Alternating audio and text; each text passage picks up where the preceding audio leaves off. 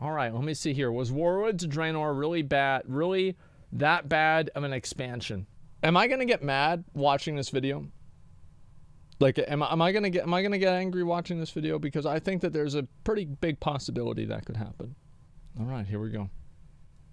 Warlords of Draenor, one of WoW's most infamous expansions. Whenever something bad happens in World of Warcraft, generally they'll use Warlords of Draenor as a measuring stick. Yes. To say, sure, this new feature is kind of... It's the brown standard. Instead of the gold standard, Warlords of Draenor is the brown standard. If it's shittier than WoD, then that's really bad. Bad, but it's not as bad as this thing from Warlords of Draenor.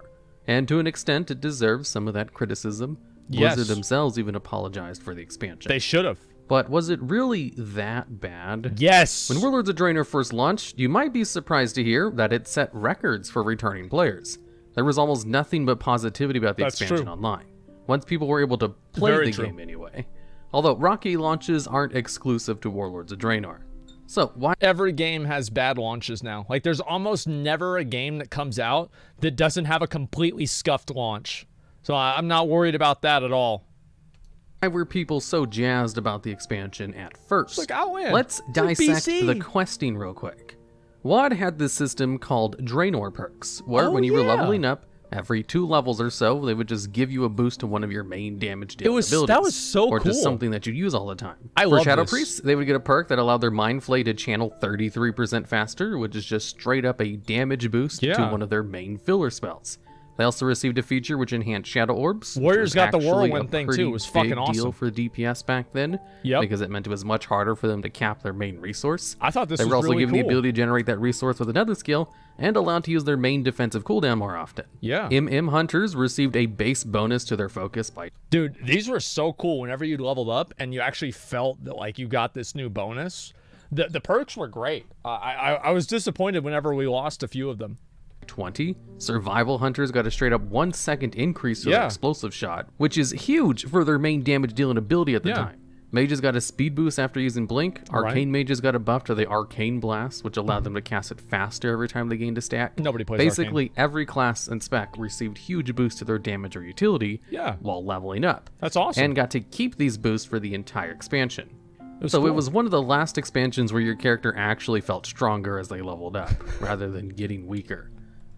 I feel like in Legion, you felt a lot stronger whenever you leveled up. But you're right. After Legion, in BFA, I felt weaker. And in Shadowlands, I felt weaker because you lost like the Heart of Azeroth and you lost your Azerite traits and stuff. So yeah, I would say that Legion was the last expansion where you actually felt stronger. Zones themselves also contributed to this. Every single zone in Warlords of Draenor had the very specific zone perk.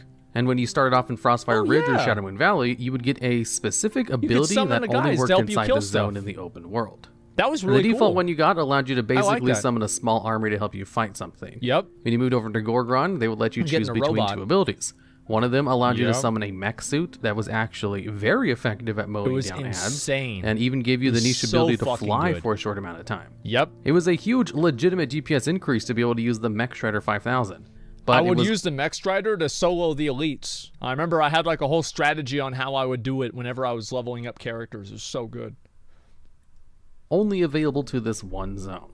You also had access to the Champion's Honor, which would summon a champion to help fight for you, and then give you a buff after he went away in a minute. Fuck that. Which would be stronger based on how many enemies you killed while the ad was out. Dumb. In the Spires of Iraq, you had the option between picking an extra Hearthstone with a reduced cooldown, that also increased your experience gain by 20%, or a rare NPC vendor who could... It was like literally no... Like, anybody who didn't go for the experience boost was just a moron. Like, I'm sorry, but there were some of the options, and like one of them was like 1,000 times better than the other one. Summon every 10 minutes. The rare goods vendor, he sold like one rare toy, and so you had to have an alt that did it, so you could get the toy, and that was it. Which would sell you a whole bunch of buff items that would directly increase your damage. Almost everyone picked the Hearthstone because of the increased XP. Exactly. But both of them were great options to pick. In the Grand, you could... And the extra Hearthstone combined with the extra XP made Spires of Iraq one of the fastest leveling zones. In Talador, you had the option between 2 different DPS cooldowns. One of them would summon a Guardian Orb that would come out to electrocute enemies. And the other one was 3 charge artillery strike. which was off cooldown enough where it was basically part of your rotation by the end of the zone. Fucking in the Grand, you have the ridiculous. option to pick either a siege engine you can summon once every 10 minutes, That was just really like the cool. mech suit from Gorgon, or you could pick a mount that you could ride in combat. Yeah, One you of them could is a ride temporary... and fight mobs in combat on the mount. Like that, dude.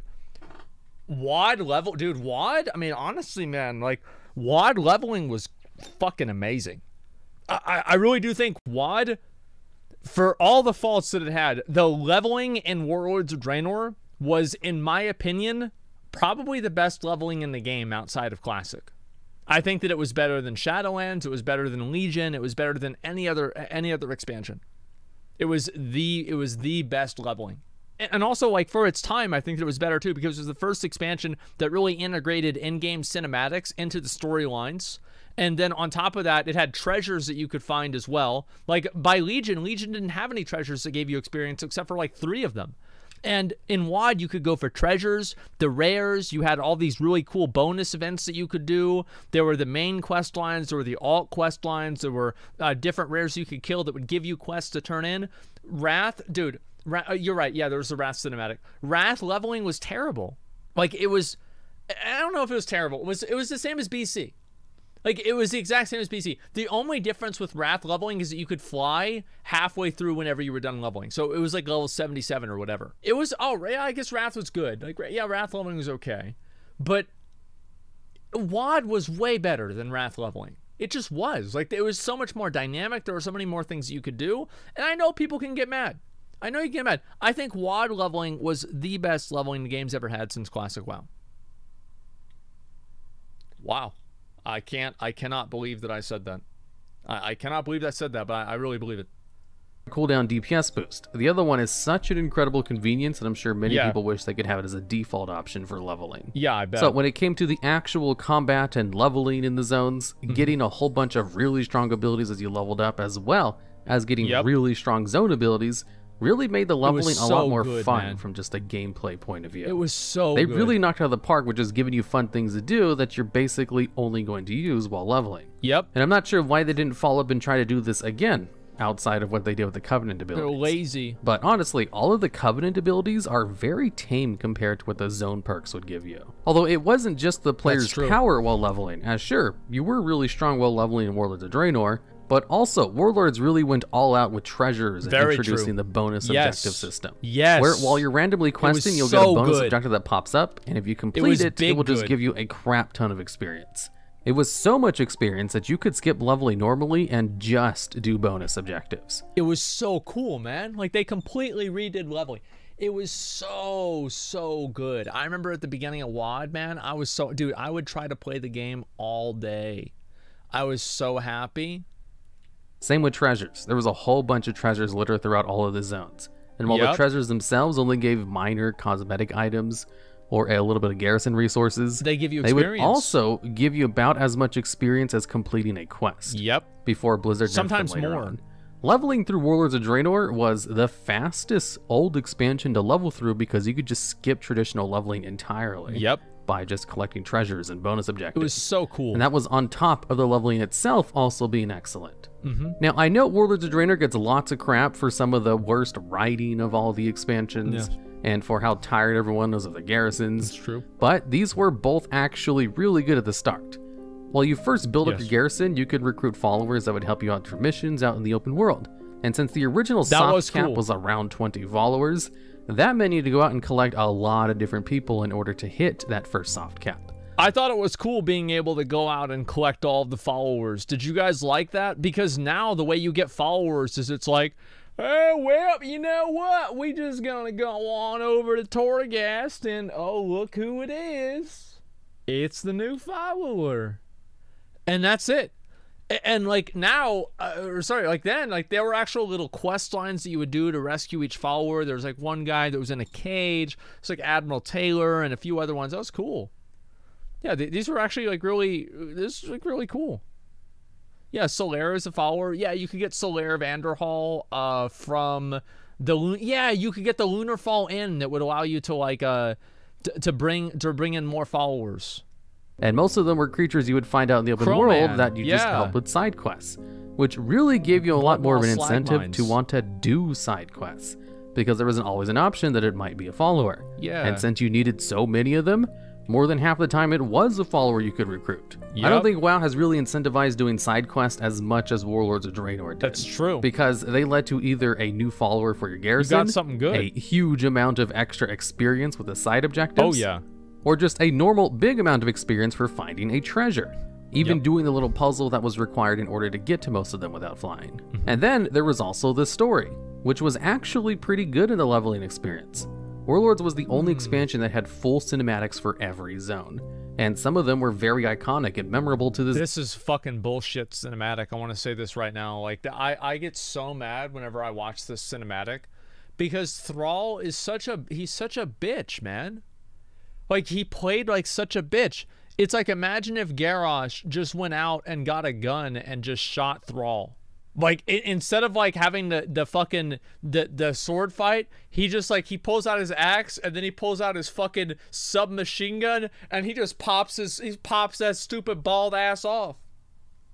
Really, I'm serious. Like people would have been pissed off. They'd be like, man, this is bullshit. But somehow whenever Thrall does it, everybody's like, yeah, fuck that, man.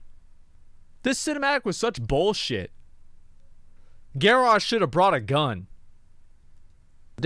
Especially the ending to Nagrand, which had Thrall and Garrosh fight each other. It's probably one of the most well-known and loved in-game cinematics. Not loved. And it was shown at the end of a leveling zone. Yeah. There's also the whole story with Gunnar, where for the Horde questing for Frostfire Ridge, you go around helping out Durotan's brother, who was the uncle of Thrall. Yep. And throughout the zone, he'll come in and help you fight back the Iron Horde. And he does such a successful job at it that he thinks he should be the one that leads the Frostwolf clan. So halfway through the zone story, he goes up to Durotan and challenges him to a mock Garra in order to be the new chieftain. I don't remember And instead of Durotan getting mad at him, or just talking him out of it peacefully by saying, we're brothers, we shouldn't be fighting, or something else cliche. What he actually does is he just throws down his weapons and walks up to him and basically just tells him to do it. He just says, if you want to be war chief so bad, just kill me. But see how many people follow you after you kill your brother in cold blood. And since Gunnar wasn't expecting this, like, at all, he just puts his weapons away and says, damn, son, that's not how this is supposed to go down. Okay, got fine, outplayed. you're chieftain. And then he begrudgingly follows Durotar for the rest of the zone, where you go around trying to clean up the third oldest brother's mess. That's smart. G-checked him? Yeah. He got G-checked. That's actually, I didn't remember that. I only went through the Horde storyline like once, so I didn't even pick up on that. Yeah, I was fucking Fivehead. As he's the one who's leading the Iron Horde in the area. Wow. At the very end of the questline in the zone, the Iron Horde is about to send their army through a passage in order to help reinforce in the final battle. The Frostwolf clan is incredibly outnumbered, and it was crazy for them to want to fight back in the first place. Yep. So they try to tactically have one of their legendary shamans, Drekthar, basically collapse the valley, which would allow them to clean house on the other side with the lower numbers, and basically take the area for themselves before reinforcements could find another way around. Smart. However, the men were getting real close to the shaman in order to stop this whole plan from happening, and the Frostwolf were losing men very quickly.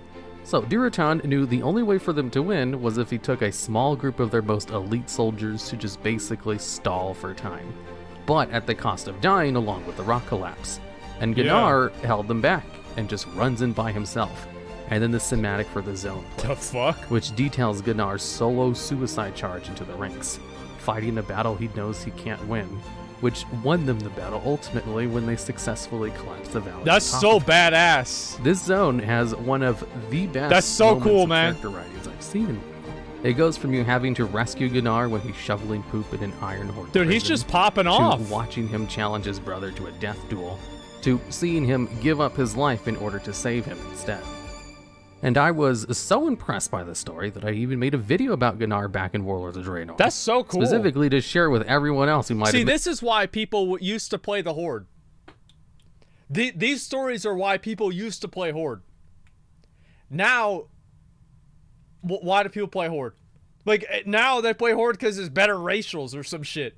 Because it's Sylvanas. Because they're fucking simping for an elf. They're furries. Can you believe that, dude? Like, it's sad what's happened to the Horde, man. It really is sad. Missed it. It's not an exaggeration to say that the leveling in Warlords of Draenor was the best new content expansion leveling we've ever gotten. It's at the peak for how to start off a new expansion. It's real and true. And just like how the Timeless Isle set the standard for how to create a new zone in an expansion, it basically did everything right. It provided multiple avenues to level up your character and gave you a whole bunch of strong new abilities that you could use just long enough to like them, but then giving you a new one immediately to play with. It increased the power level of your character, encouraged exploration with how much experience the treasures gave and how almost all the side quests would award a follower, and had interesting stories to tell. There's also the story of Ishkar and the Spires of Iraq, the story with Velen and Shadowmoon, and the story of Murad and Taladin. I thought the Velen one was stupid. Like, I hate it whenever there are stories that have two versions of the same character. Like, in my opinion, I think anytime that you have two versions of the same character, I'm always mad. It's always stupid. It's always confusing. There's always some sort of like weird fucking suspension of disbelief that you have to have because the time, you know, fucking continuum thing doesn't make any fucking sense. It's silly, man. So you don't like DC? No, I've always thought like the multiverse theory and all of that, I think it's ridiculous. I feel like it's completely, I didn't like the Endgame, I didn't like Marvel Endgame. I don't, any time where you go back in time to do something, it always annoys the fuck out of me and I don't like it, okay? No, the movie was good, right? I just didn't like the plot, that's all. Of course the movie was good, but I just didn't like the plot. It's annoying. There's always holes in it. All of which topped off with full-length cinematics at the end. You can see why there was nothing but positive words to be said about the leveling experience True and real. Draenor. But that's not the only thing they did right. What else? While Warlords of Draenor only had 3 raids in the entire expansion, 2 of the raids are some of the best raids we've ever gotten. Even the 3rd raid, High Mall, was also a good raid. But if you were to ask... Dude, High Mall was amazing. What the fuck? Is this guy high? Like... Dude, fucking High Imperator Margok, in my opinion, on Mythic, is one of the best boss fights of all time. Like, it's up there with, like, Kael'thas. It's better than Illidan. It's like, I remember whenever my guild first did it, I wasn't in for the first kill. I forgot why. I don't know. It was like a long fight. I didn't want to do it. But it was like a 17 or 18 minute fight. Imagine that. A 17 or 18 minute fight, and you finally kill him, and then Cho'Gall shows up, and then you have to fucking 1v1 or 1v20, really, Cho'Gall. It was so badass, man. To me, my absolute favorite raid in WoW's history that I've personally done, I love High Mall. I would probably have to say Blackrock Foundry, the 2nd raid that was released in WoW. BRF was brutal. Blackrock Foundry did something that no other raid has done since. Yeah. They went ham on unique boss fights. Hans and Franz is still wholly unique in its belt mechanic. I remember whenever this came out, remember back whenever I first started streaming, if any of you guys watched me back then, and I would do this boss fight, and I would say avoid every single time that we would have to do the stamps, and people would get hit by them every single time. And dude, it was so fucking fun, man. Like, BRF, the thing with BRF is like, it was really, really hard. Like, I don't know if you guys remember this, but that shit used to be difficult. It was not like a joke raid. And even after you kill, Mythic Blackhand was just like, Mythic Blackhand was so much harder than any of the other bosses that really, if you killed Mythic Blackhand, the rest of the raid would be a joke because your guild would be that good. But even for like guilds that had most of the raid on farm, those farm bosses were not a pushover. Yeah, do you guys remember Blast Furnace? I would spend 2 hours doing Blast Furnace every single night because I used to do these runs for the Ironhoof Destroyer for people so they would get them out, and we would do Blast Furnace, and it was such a fucking disaster, dude. Every single time it was a fucking disaster. Always on Blast Furnace because nobody knew how to do it. Where basically you're fighting 2 bosses at the same time. Yeah. And while you're fighting them, you're in a room which has a constant conveyor belt going back and forth. This was such a good fight. On the conveyor belt, there's stamps that will occasionally come down and either damage you on lower difficulties or instantly kill you on higher ones. Absolutely. And while there were little sections of the fight where you could stand still and not be on the conveyor belt, occasionally void zones would come out and would force you to get on the belt anyway. There's even a section of the fight where you basically just have to do the safety dance and just move out of the press fucking funny, while on the conveyor belt still going back. And like the best thing about these fights, I love things like this, like the safety dance, is because you get to see who the real idiot is.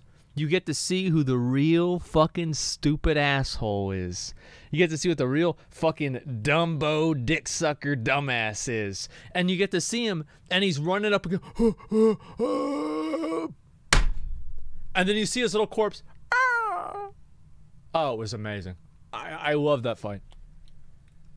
And forth. There's also Ore Gorger, which had you fight in a little maze, and periodically throughout the fight, he would just start rolling around, which made the entire raid have to run around the little maze and DPS crates so that he would eat the ore in them and end the phase. And it was really good, man. This is another fight which is wholly unique, as you had to split up the raid in order to run around and DPS all the crates, and of course avoid the boss who's rolling around trying to kill you, so that you could have enough in order to end the phase before he rolled over and just killed everyone. Blackhand himself, the final boss, was also pretty unique for the time. While the fight itself was pretty generic, they did have a gimmick to the fight where every phase of the fight happened on a... Blackhand was also... I think Blackhand is probably one of the best in-game boss fights of all time as well, because it was the complete opposite of High Imperator. So High Imperator was a 17.5-minute dick clincher. Blackhand was a 7-minute DPS race. If you go back and you watch the world first kills for Blackhand, and you watch the optimization that they had to do in order to actually do the damage against the boss, it was unreal, man. Like, you had to have different hunters using this aspect of the fucking fox or whatever where you could run and cast, while at the same time you had moonkins using stampeding roar so they could run around in a circle and avoid all of the casts. Watch it. I'll show you just the first, what do you call it? The first phase, okay? This is how ridiculous this fight was. You destroyed my furnace. Now, my furnace will destroy you! So basically, those bombs, you just needed to pretty much not get hit by those. They were super easy to deal with. And then he's going to do this demolition, where I think he knocks the tank back, and this is where everybody runs. See, they're all running, and they're moving in a circle, avoiding all of the different swirly boys while they're all casting. That's why they have all the hunters rotating aspects of the fox. And then immediately, as soon as that happens... What time is it? Wait, yeah, look at this. So they had to use that, and then immediately they had the boss moving over there, and they were clearing bombs right there. Obviously, you can see they move right behind the debris, and they're able to get away from those casts as well. And then he does demolition again. Watch the ranged. Watch the ranged. It's like watching fucking synchronized swimming, and they're just moving out of every single one of them. This fight was so intense that you couldn't even really bring a warrior or DK at the very beginning. That's how hard it was. Second potions. And you would also see that the entire ground was getting smaller. Like everything was, there was fire everywhere. And so if you didn't kill him fast enough, you would literally just burn to death from the environment. It was so insane, man. And so then also I'll show one more thing. As soon as, so they basically got through the phase. After you get through the third one, it's pretty much GG. But if you get a fourth one, it's also GG because you literally can't go out there anymore. And wipe. But it's stupid. We will rebuild this place. So right here, whenever they fall down, they're using moon boys in order to flap, in order to already get to the balconies where these NPCs are at. And then look at everybody's health. By the way, look at the raid frames there. Everybody's health is like literally like fucking 2 and 1% health. That's how brutal it was. So you would go down here, and the moon boys would be flapping, and they would get up to the balcony and automatically start killing the NPCs at the top. To put you back together. And then you also had like hunters disengaging over to deal with them as well, because these guys would like shoot at the ranged. Yeah, dude, this fight This prototype has double armor plating! This fight was fucking ridiculous. And also, if you stood in those little fire things, I forgot to even mention that. If you stood in those little fire things, it gave you a debuff. You had to cleanse. And if you had, like, more than one debuff, you would just get instantly deleted, basically. And so, yeah, like, and also, like, oh, by the end of the fight, I'll show this part, too. By the end of the fight, you're stuck on this crucible here, and the entire room... The entire room is completely covered in fire. Because he knocks everybody back. And also, everybody has to get knocked back, too. I still have a now. So look at that. Like, it was one of... This is, like, one of the best fights ever. No, it's not. I'm not even kidding. Like, this is one of the best fights ever. And he also did the knockback. So you had to position yourself so you didn't get hit by the knockback, too. Look at the ground. Come on! Come on! Oh my god!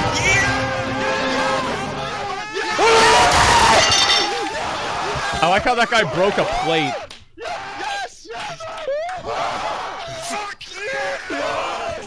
That was probably one of the coolest fights ever. And like the reason why it was so fucking badass, the reason why I think it was so badass is because it was so completely different than any other boss fight than we had ever really had for an in-game boss fight. Nobody expected that it would just be ridiculously fucking hard. Like everybody expected like boss fights to be super long, like 20-minute boss fight or whatever. And this was the complete opposite of it. It was amazing. Different level of the boss room. Phase 1 would be on the top level. When you transition, he would just break the floor and take you to the second level. Yeah, and once the second phase is over, he would break the floor again and take you to the bottom level, where you had to deal with knockback mechanics that could instantly kill you if you fell off into the lava. Yeah, we had that happen a lot. It was such a loved final boss fight. It was kind of softly copied again for Castle Nathria. And Blackhand was appropriately difficult in its hardest difficulty, being one of the hardest boss fights of all time. I never thought about what... And then there's everyone's favorite boss fight of the expansion, Operator Thogar. This was actually, I think, probably the coolest fight. I remember they did like a poll. Wowhead did a poll on this or somebody. And this was the coolest boss fight that everybody voted for. And by the way, I never got hit by the trains on this one. I never did. You would find him in a room with 4 train tracks. And periodically throughout the fight, trains would just come out and kill anyone that was in its path. And sometimes trains would come and stop in order to deposit ads at you to fight. And basically, the entire fight was just dodging trains and killing ads that came from those trains. And if you didn't kill them fast enough, then too many trains would come in and kill you while you were trying to get the others to go away. And on Mythic, they would just instantly kill you. Unique boss fights can be a good or bad thing. People complain a lot about Hans and Franz for giving them motion sickness. Yeah, that was a problem. Probably why they never did something like that again. But Blackrock Foundry was a testament to creative boss mechanics. I don't think a raid has really matched Blackrock Foundry's level of just pure amount of unique fights since. See, like I used to be really good. Like, I'm gonna show you guys this real quick. Look at this. This was back in the day. That was your boy Asmongold right there. I used to raid back then. I was big dick in it. The thing is, the raid after Hellfire Citadel was also a top-tier raid. Hellfire Citadel was good. You see, in Hellfire Citadel, Blizzard made some of the most complicated fight mechanics that we've ever made in boss fights. Hellfire Citadel was awesome. The reason why people don't like Hellfire Citadel is because it lasted for like 2 years or something. The raid was good, objectively. And they were so complicated because add-ons at the time allowed them to show you a lot more information inside of raids than they do today. I still have some footage from back in the day when we were doing Mythic Cormorant. I hated this fight. Where there was a phase where everyone in the raid had to run to a specific assigned void zone in order to soak. And the way you would deal with this mechanic was just to have an add-on to literally have an arrow on the screen that would point you exactly where you needed to go. This is so stupid. As it was set up before the fight started. During the final fight with Archimonde, there was a mechanic where it'd shoot lasers through people. Oh, dude. The Mythic mechanic? So apparently the Blizzard intended way of doing it was for everybody to fight Archimonde in a huge circle. And so nobody would, like, chain, and so everybody would be staggered out. But players didn't even do that. They just developed an add-on so where you could just stand still and just move slightly. I'll be right back. where you only wanted the lasers to go through the 2 people selected. So you had to coordinate yourself in a way so it would only pass through those 2 people and not anyone else. Yeah. And at the Mythic difficulty, this basically went on everyone at once. This boss was ridiculous. So you had to coordinate the entire raid in order to not allow a single laser to overlap and hit anyone, which was basically accomplished through an add-on. There's also Shadow Lord Ishkar, which had a mechanic where you had to throw around an item that gave you an extra action button in order to interact with all the mechanics of the fight. You know, in case While it may not be as good as Blackrock Foundry, it was still also an excellent raid. It was basically the upper limit for how difficult boss mechanics could be. There hasn't really been a raid with mechanics as difficult as Hellfire Citadel since. But mechanics as difficult as Hellfire Citadel since.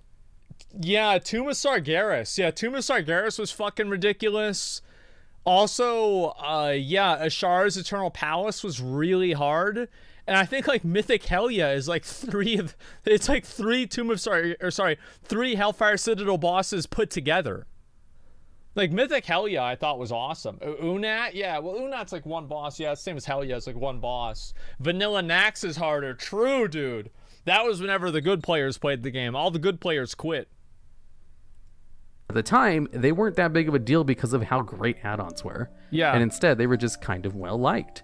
And Archimon himself proved to be a huge challenge as a final boss. As I think he took number 8 on my list of the hardest bosses of all time. Took him like 400 attempts or something, 460 when it came to raid content, it was actually excellent. The reason the raids aren't talked about as much as some of the more iconic ones, like maybe Old War or ICC, is because the expansion itself has a negative rap. True. Which means it's not a good idea to talk about the positive aspects. True. Because talking about negativity just straight up gets more clicks and views than talking about positives.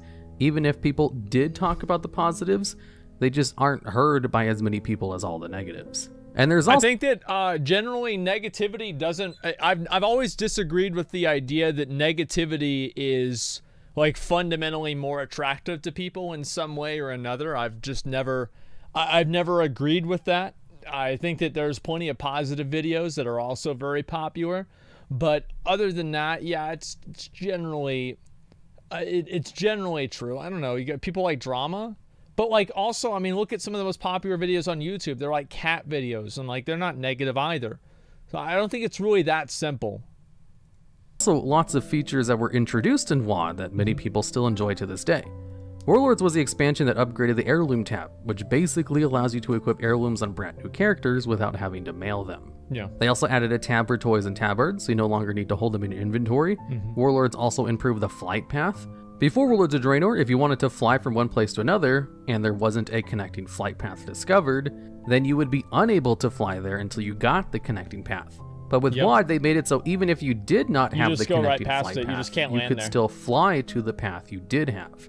And with the new Stop Flight button, a button so useful they even added it to the No Changes Classic WoW, this button appears when you get on a flight path, and when clicked, automatically cancels your flight, causing you to stop flying wherever you're going and land at the next stop that you have known. I always like that. Forgot to get something in your bank mid-flight? Well, cancel and go back.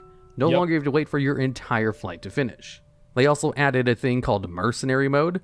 See, sometimes one faction has way more players than the other in PvP. Sometimes one faction, I wonder which faction that is. Fuck Horde, man. And because of this, that one faction has insanely long PvP queues. So Merc Mode allowed players of the opposite faction to queue for a PvP member of the other faction in a way to help reduce queue times. This feature was so well liked that players have been asking for it to be usable in PvE modes as well. That's true. To cut back on how There's been a lot of high-level conversations about that recently. WoD was also when they updated character models from all the vanilla and TBC races. Oh yeah. These models kept true to their original feeling while updating them into the new era. I think that now, like now that the new models have been in the game for so long, I do think the new models are definitely better. They're better than the old ones. There's some of them that are a little bit fucked up, but many of the new models are pretty good. I didn't like the way my character looked as his new model, though. I changed them slightly. Bringing them up to line with the more updated WoW art style. People like this change so much that they keep asking for Blizzard to update their character models with every new expansion. Yeah. And the biggest feature they added, Garrisons, was a light version of player housing that people have been asking for. It was actually too heavy of a version. While it did not fulfill the role of player housing, it did allow for players to build their own, well, garrisons. A base they controlled what buildings got made, where they got placed, and where the buildings got various perks and buffs, like a portal to any zone you wanted, a faster mount speed, or being able to cut down trees. So I think Covenants are a better version of Garrisons in a lot of ways, because you want to go to your Covenant to do stuff, but there's not the incentive to just sit there all day. There's the incentive to go there, but not to stay there. I think that's an improvement. I think class order halls work the same way, generally. Class order halls, they gave you the incentive to go to the class order hall, but not necessarily just to sit there all the time. These are capture animals. And one of the things players liked was if you combo specific buildings together, dude, you were able to get tens of thousands of gold a week on each character. My mom has... Buildings together? You were... My mom has, I'm not even kidding you, 2 guild banks full of Warlords of Draenor materials. Because she had like 8 characters with full garrisons, and she would do the garrison on every single character every single day. It was insane. Yeah, she was super serious about it, guys. It was nuts. Able to get tens of thousands of gold a week on each character to build up a nice stockpile, simply by recruiting followers who had special traits that doubled gold for missions, and then sending 3 followers of the perk all on the same gold missions. And by doing that's why I would level up all my characters to get them max level, and then you would get that one trait that doubles the gold, and you'd have 3 of them on there, and you would just get like 10,000 gold from one mission, and you had 5 characters doing it, or 10 characters doing it every single week, and you would just log on every single day. Like, it was a money printing machine. I had so much fun doing it. It was awesome. Her characters must have so much gold. Oh yeah, she had like millions of gold. It was insane. And like, that was nothing. Like, as I said, like back in like BC, she had the equivalent of like 20 million gold. Daily quests from some of the buildings, all of which could be done in about 5 minutes per character. Yeah. And was the easiest gold making you could possibly do in any expansion without having to sell stuff on the auction house. You know the weekly events we have in modern WoW? Yep. Well, those were actually added with Warlords of Draenor, and were called bonus events at first. These events ran every Friday to Monday and had all sorts of things to them, like bonus loot from dungeons, honor from battlegrounds and arenas, pet experience from pet battles, and bonus Apexis crystals later changed into world quests. Wow. It also had this fancy new thing added in Warlords of Draenor called time walking. Time walking allowed players at max level to scale down to heroic versions of old dungeons and later raids. Dude.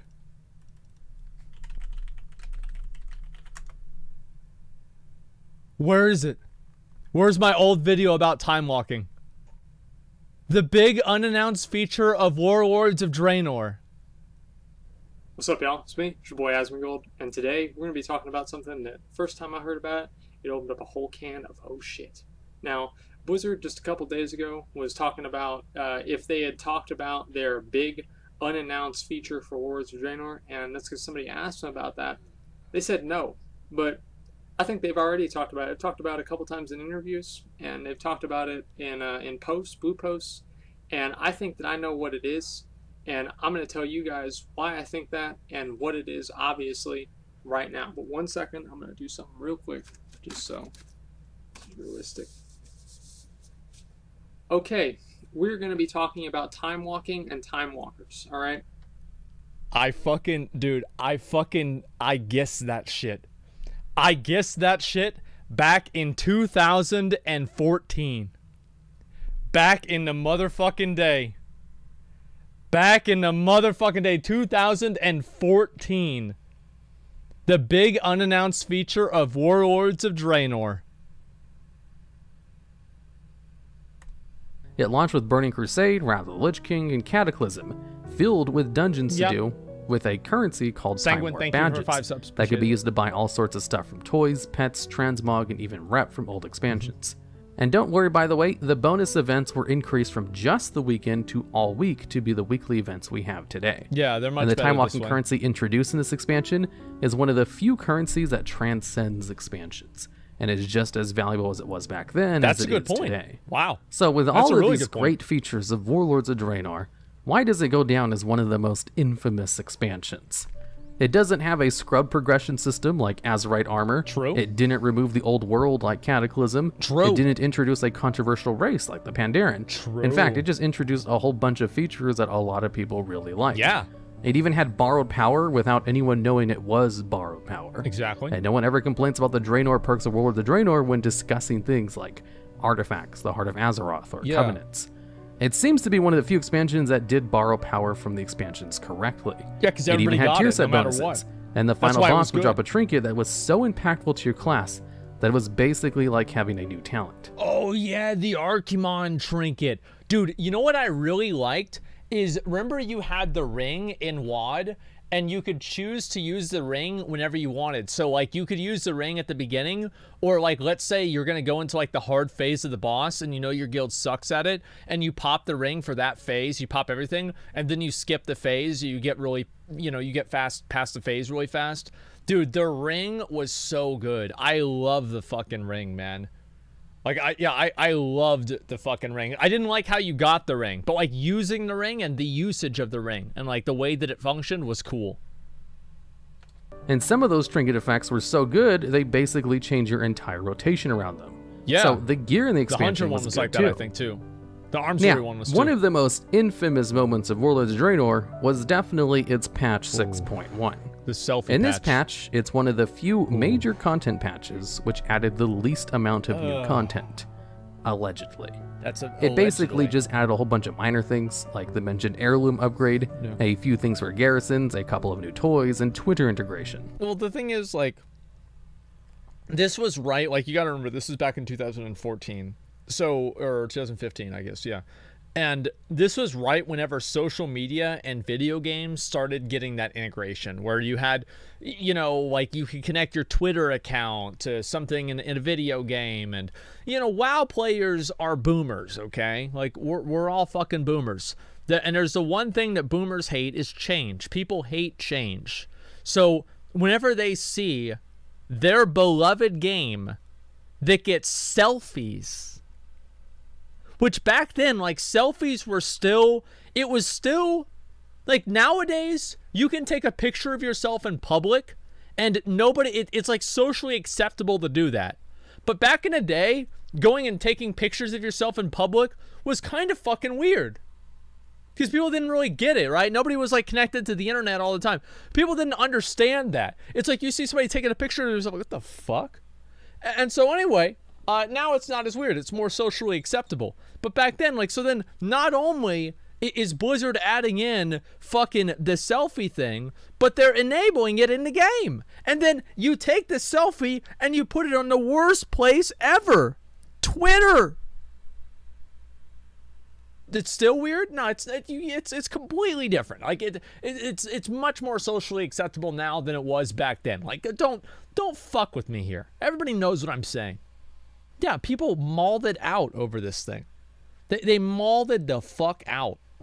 It was commonly memed that this was the selfie patch, as it was the patch that introduced the selfie cam toy. It was. Although what's largely forgotten when this patch is brought up is the fact that Blizzard had stated beforehand that with Warlords of Draenor, they wanted to go back to naming minor patches after full numbers rather than as like 0.5s.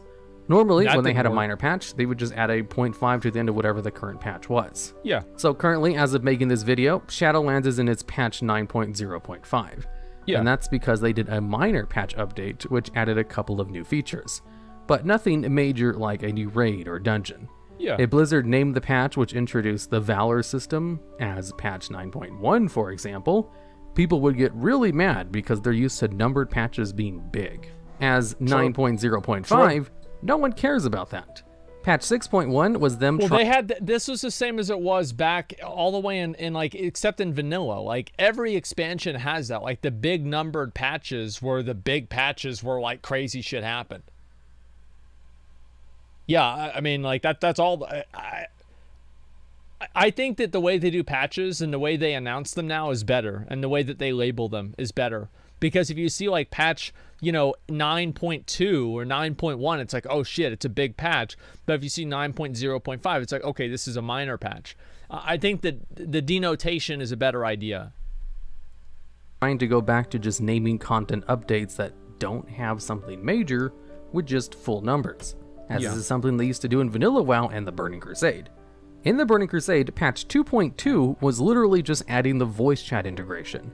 And a lot of the patches of Vanilla... This was probably... There was never This was probably the worst thing that Blizzard ever tried to add into the game. This was like basically, it was bad. That's what it was. It was bad. It was so bad. We tried to use it on the first day, and then we just went right back to Vent. WoW just had game updates, right back no to real fucking content. As vanilla WoW ended off on patch 1.12, but didn't have 12 raids that released, for example. But since people were so used to full numbered patches having a raid or something else major, there was a huge backlash at them for daring to call it patch 6.1. People were pissed. When all they did was consolidate all the heirlooms into a more convenient interface that can be used on all new players, and gave people the selfie cam. Even though we had a full patch in the Burning Crusade which just added voice chat that no one used. That is to say, WoW fans did what they do best and basically blew a minor complaint way out of proportion, where it's still talked about as a bad part of Warlords of Draenor to this day. It is. And because people freaked out so much about 6.1, Blizzard doesn't do that anymore. And more appropriately just adds one more decimal point in. Smart. When they have a minor patch update, usually in the form of 0.5 patches. That's what they do now. Another big complaint about Warlords of Draenor was the garrisons themselves. People really liked the garrisons for the first month while they were still questing through the excellent zones getting all the followers. But at a certain point, you were just kinda done. The garrisons were fun when you were advancing them, but you can completely max them out and finish the content in your garrison after about a month or two. Yeah, people, like the first month of WoD was better than the first month of Mists of Pandaria or the first month of Cataclysm. It was better than maybe better than the first month of Legion. It's about the same. Like the first month of WoD was insanely fucking good. A lot of people don't remember that. They don't appreciate that. But WoD was really good, unironically, until they added High Maul. And then after they added High Maul, the game went downhill. And so once people hit this threshold, they were mad that the garrisons didn't do more. You could still do the dailies in your garrison every day in order to earn. They did do more. They added the shipyard. More gold without having to use the auction Remember house the shipyard, guys? than at any other point in WoW's I hope history. not. But people really wanted more to do with the garrisons. Yeah. And since they kind of hit the wall of available content for it pretty early, they instead got tired of it and just called it a bad feature. They also didn't like how major cities were unoccupied because everyone was just in their garrison. That's true. They made the garrisons really convenient for doing pretty much everything, as you could even get an auction house NPC in one of your garrison buildings. I have that. That there wasn't really a reason to visit major cities anymore. And so, with the combination of making it feel like the open world had less people in it, and because they wanted more cosmetic options for the garrisons, they kind of turned against it midway through the expansion. People didn't like it. There was nothing wrong with the garrisons themselves, other than the fact that they were too useful. They provided ore and herbs, so long as you didn't mind clearing out your herb garden or mine every day. You didn't really need ore and herbs from the auction house, because you could just get your own. There was even a building that allowed you to disenchant your gear, so you didn't need to be an enchanter. And it even had access to a bank, so you could just kind of have a mini city inside your garrison. That's basically what it was. I think that the garrison should have stopped at level 2. The garrison looked so much cooler at level 2 for Alliance than it did at level 3. Level 3, it was like you were just in Stormwind. But level 2, it felt like you had like this cool fucking outpost where, you know, you got your shit out there, or some, you know, some grass, and it was just so much better. Yeah, I liked it a lot. Guild garrisons, I would have loved if they had done guild garrisons, but they didn't. Garrisons were originally planned to be in all of the different zones. Like, you could put your garrison wherever you wanted, but they scrapped it. And with how popular Classic WoW is, with how much people were excited about them taking away conveniences, basically, the biggest sin of the garrison was just being a big convenience. It was honestly too much of a doesn't seem like a bad thing. If they just went back and reiterated the garrison system to be more cosmetic focused, I'm sure people would love having more say in the cosmetics in their pseudo player house. Although, funny enough, I think people would also be happy if they removed a lot of the conveniences that the garrison had. That way, it was purely a cosmetic place and not as useful as it was in Warlords of Draenor. Exactly. And there's also the endgame content in Warlords of Draenor. Basically, the previous expansion, Mists of Pandaria, was chock full of daily quests. Blizzard removed the daily quest limit in that expansion and then went crazy with giving daily quests to basically every zone that you needed to accomplish in order to unlock the Valor vendors. Yeah. And WoD was trying to rectify that problem by not requiring people to have... Dude, the Mists of Pandaria, like, at the beginning of the expansion, you had to play Mists of Pandaria, like, 4 hours a day at least, just to keep up with, like, the mandatory fun. The mandatory fun mechanisms. It was crazy. It was crazy. To grind out dailies in order to unlock vendors that they needed for raid progression. And instead, you could do it for basically cosmetic rewards. In fact, the reputations were just for cosmetics as well. And since the endgame daily system didn't force you to do it, a lot of people just never did it, and then complained that there was nothing to do. Even though the endgame of Warlords of Draenor was basically the same as every other expansion before it.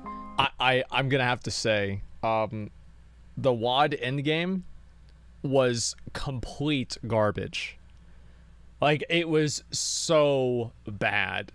There's nothing there's nothing even remotely close to how bad it was. And like, everybody that says, oh, I used to love playing WoD. No, you didn't, because if you were actually playing it, you'd run out of shit to do. The end game's fucking terrible. It was non-existent. And absolutely non-existent. It had raiding, dungeons, PvP, holiday events, challenge modes, gold making, pet battles. Think about it like this. I actually stopped. I stopped raiding seriously. Not really in WoD. I started streaming in WoD because the game was so boring. Like, I was so bored of the game that I started streaming. I was like, okay, this is... there's nothing for me to do. I might as well just turn on this stream and run around and talk with McConnell and fucking play with these idiots. That was it. Like, that was literally the entire idea. Because I'm like, well, what else am I going to do? Yeah, I do a moose run. Hey, he wants to do another BRF run. Wants to do another moose run, or, you know, tons of other stupid ass shit. That's all I would do back in the day, man. So wait, was it because of WoD that I started streaming? Holy shit.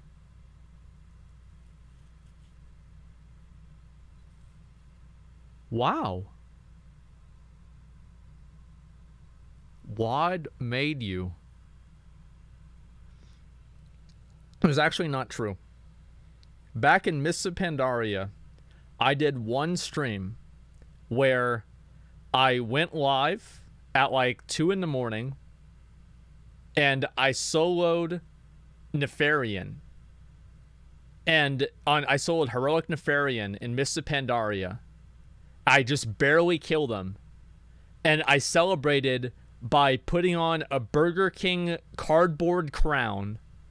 And I went downstairs and I got a piece of chocolate cake. And I ate the chocolate cake wearing the Burger King crown, listening to We Are the Champions from Queen. There was like 800 or 1,000 people there, which was like a huge, like back then, like my streams at the very beginning popped off really, really fast. Like I didn't really do a whole lot of streams where I had like, you know, 2 or 3 viewers. Like the first stream I ever did, I got 250 viewers. Second stream, I did one stream before I did anything else, but I got 250 viewers. First stream, and then after that I got up to like 1,000, like really fast.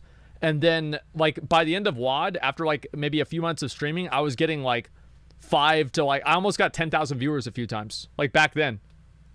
YouTube viewers, to be honest, yeah, a lot of them were from YouTube, but there's a lot of other people from YouTube that try to stream on Twitch, and their channels are dead because they're fucking boring. Like, that's the truth. Like, it just lacked mandatory daily quests. It was insane. But still had daily quests as well. So you guys remember the day that I hit 5,000 viewers? There. We're gonna have a bit of a speech here. Whenever I was a 16-year-old nub, whenever I was just a little... This is back in 2016. Now, that's why I'm not going to play the video, because I'm pretty sure that I probably said something that would get me banned now. I'm just assuming, because it's a 4-minute unedited clip of my stream. So, I mean, there's probably like 2 or 3 times where I could have gotten banned now off of that. So, yeah, I remember I hit 5,000 viewers the day that I got... and I would have these donation goals, buying Common Sense for Blizzard. I raised $89. And look at the time. It's 5:16 a.m. 5 in the morning, and I was streaming. It was a beautiful time. It really was. That's why Blizzard decided to add the bonus events, which eventually became the weekly events. Yeah. They did try to add new stuff, because it turns out people like to be told what to do. Otherwise, they just won't do anything. There was also the content drought of WoD, which was the worst ever content drought in the game's history, as they give on the expansion halfway through to work on Legion. We're working on the second one. After the last patch of 6.2, there was a huge gap before Legion finally came out. The thing is, though, the gap was only about a week or two longer than the gap from Mist of Pandaria to Warlords of Draenor. The difference is you had way more content in MoP. Timeless IO was way better. Yeah, Timeless IO was way, way, way fucking better. How many YouTube subscribers did you have when you started Twitch? Like 10,000. I had like 10,000. I think I did the stream. I remember I had more viewers than followers on Twitch. Because we did a stream on Twitch where it was me and Zach telling stories about Burning Crusade, and Zach telling this story about how there was a roach on the wall while he was trying to play Burning Crusade at my house. Yeah, it was a good time, man. You streamed on YouTube once too? I did. Yeah, I did stream on YouTube once. You had more than 10K on YouTube? No way. No, I remember because it was on like my old Facebook page that I posted that I was like celebrating that I had gotten 10K subscribers, and that's why I did the stream. It might have been 20K. It was one or the other. And only a month longer than the gap from BFA to Shadowlands. Yeah. The content drought was not really as long as it's remembered. Because sure, there was less content. Technically the longest content drought in the game's history, but not by very much. Funny enough, counting the total boss counts of the 3 raids in World of Draenor and comparing it to the boss counts of raids from other expansions, it actually has the second least amount of bosses total in an expansion, with Cataclysm actually taking the #1 spot and having the lowest boss count for its expansion. Wait, despite... I love WoD now. What the fuck? Yo, WoD's awesome. By the way, having 5 total raids, the #1 second least amount of bosses total in an expansion, with Cataclysm actually taking the #1 spot and having the lowest boss count for its expansion. That's actually not true, because Sinestra would technically be number 5, because Bastion of Twilight had 4 bosses. It had, what is it, fucking Halfus Wormbreaker, the Twin Dragons, Ascended Council, and then Shogal, and then Sinestra was actually number 5. And then also you had Barad Hold, which was 4 extra bosses. So World of Warcraft Cataclysm had more bosses than that. It's not true. Sinestra's heroic only? Yeah, but it's a boss. Despite having 5 total raids. Yeah, it's Barad Hold. There's also the notion of cut content from the game, where they promised a lot more stuff with World of Draenor and BlizzCon than what we actually got. But that's kind of true for a lot of other expansions as well. There isn't a single expansion that doesn't have a plethora of cut content. Even Vanilla WoW had a whole bunch of stuff planned. Do a WoW quiz? Oh! According to the WoW Diary... Yo, I forgot. I didn't do the Burning Crusade quiz. I'll do that after this. Book, they wanted to add Old Outlands, Northrend, the Emerald Dream, the Dragon Isles, and the South Seas of Kulturas and Zandalar with the base game. But they were all cut in development. They were just more open about planned content in World of Draenor. And because of the backlash they received from not including some of the content they talked about, they just were more tight-lipped on what they were planning. Dude, WoD could have been, if everything that WoD wanted to release got released, WoD could have been one of the best expansions of all time. I'm not even kidding. If we got the 3rd raid tier of Farallon, if we got better outdoor content, if we got garrisons everywhere, if we had Bladespire and Karabor as the main cities, like WoD, if WoD had the content that Mists of Pandaria had with WoD's theme, it would be regarded as the best expansion of all time. I genuinely believe that. Like, and I understand that's a big if. That's a big if. But it is true, I think. It definitely is true. Case. For example, in BFA, when they were announcing a new patch, they basically only had a couple of screenshots of it for promotional material. Pretty much. And people thought the patch was nowhere near completion because of lack of info. Yeah. But then they released the entire thing about a week later. They had the whole thing done and ready to go. They were just so conservative about releasing any information that might possibly be cut, people mauled out. Because they didn't want to repeat of Warlords of Draenor. So there were definitely some negative aspects of Warlords of Draenor, but they were heavily exaggerated and made to be much a bigger deal than they actually were. Dude, I love WoD now. And a lot of the content in Warlords of Draenor was some of the best work they've ever done. It really is a gem of an expansion. WoD actually did have the best marketing of any expansion. Like, I really think like WoD had better marketing than any expansion they've ever done, and any expansion they've done after that too. It was so fucking good. That had one too many scratches on its surface that people complained about until they looked like valleys. So, was Warlords of Draenor really that bad of an expansion? Not at all. It was one raid tier away from being one of the best.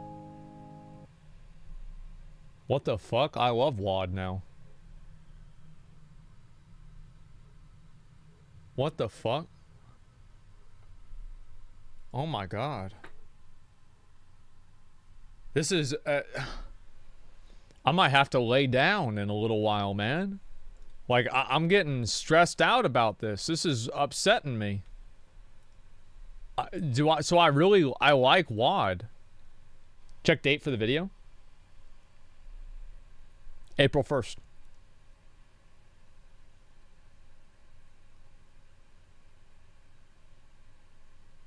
In this video, we'll be going over